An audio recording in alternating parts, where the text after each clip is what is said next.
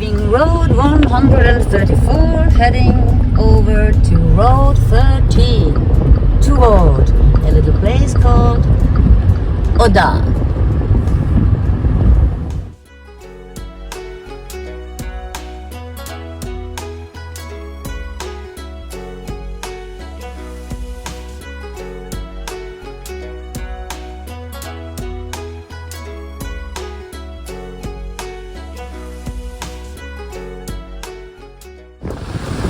Wow! Oh, look at that!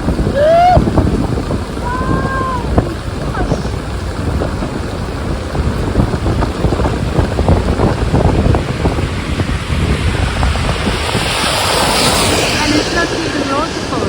It's beautiful.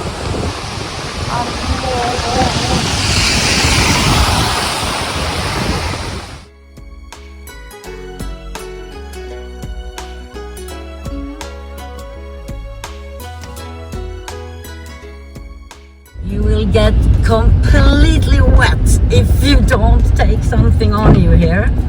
Just look up now on the right side.